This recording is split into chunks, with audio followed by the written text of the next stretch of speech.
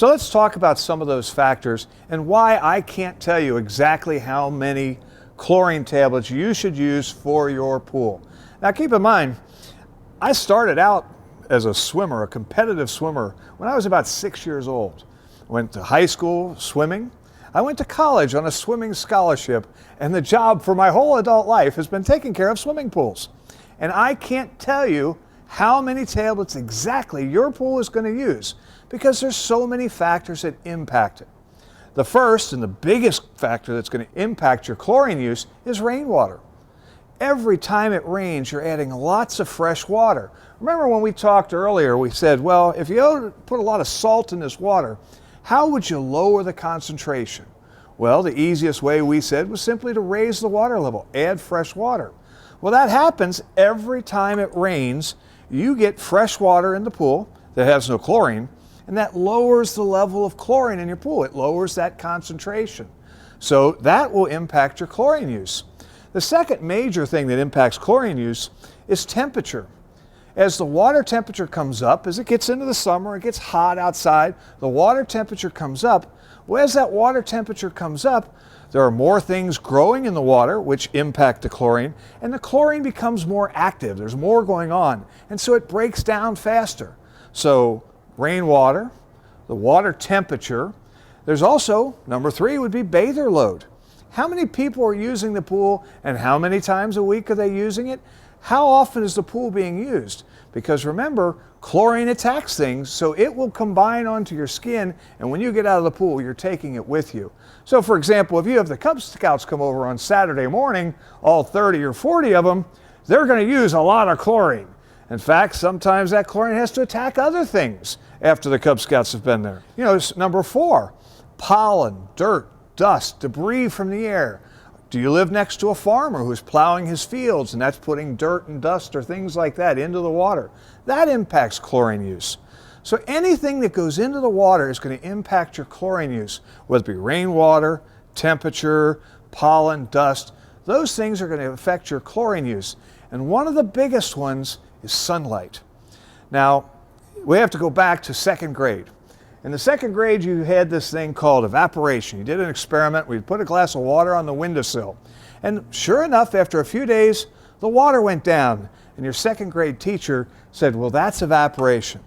Well, what is evaporation? Evaporation is when you're taking a chemical that's naturally a gas and let it go up into the atmosphere. Well, in this case, hydrogen and oxygen. Hydrogen and oxygen are both gases. They go away, they go up into the atmosphere, and the water level is less. Now, why is that important?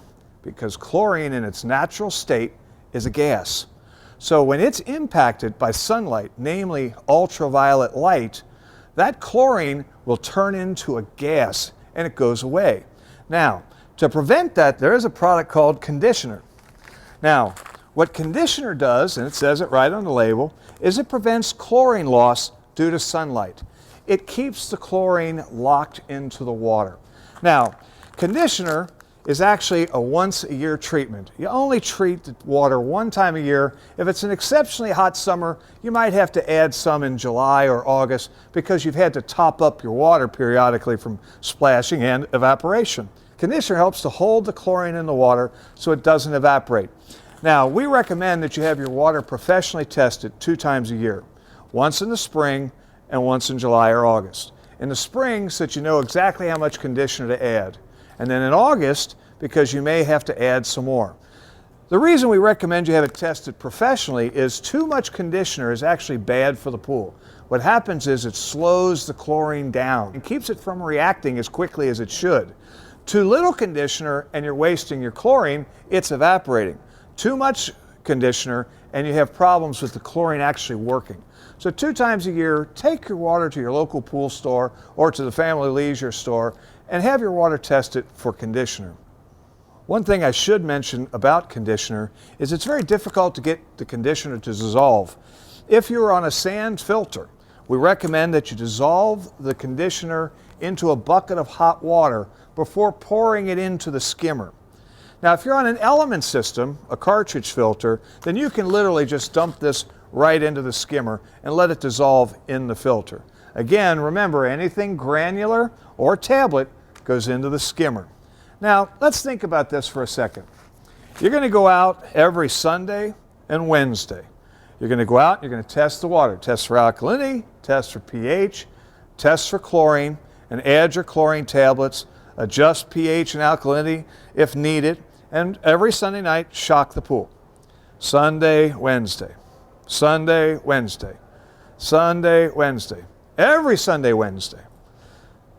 How many people really can live their life based on that swimming pool where they're going to go out every Sunday, every Wednesday, every Sunday, every Wednesday? That just isn't the way our lives are.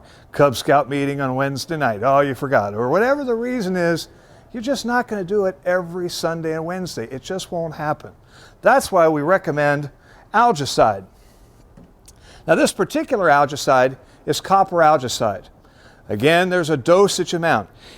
In copper Algaecide, usually 2 ounces per 10,000 gallons once every 2 weeks.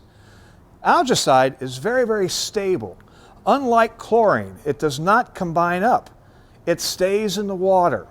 Now, what Algaecide does is its presence in the water inhibits the growth of algae. It just keeps it from growing by not letting it feed. So Algaecide will keep your water clear simply by being in the water. So let's say you have Sunday and Wednesday and Sunday and Wednesday and you forget a Wednesday. If you have some Algaecide in the water, your pool won't grow algae. It will stay clear. So I recommend some copper Algaecide every 2 weeks as kind of your insurance policy. So let's recap. Sunday, Wednesday, test alkalinity, test pH, test chlorine. Adjust alkalinity if necessary, adjust pH if necessary, add chlorine tablets. On Sunday nights, 1 time a week, shock the pool. And every 2 weeks, add Algaecide per the instructions to be an insurance policy so that you don't ever get algae. So that's the simple version of pool school, the basic version. How to take care of the pool without a lot of the other things going on. Now, this is only to take care of your pool with chlorine. Now, we have many alternative programs besides chlorine that we're going to talk about here in just a second.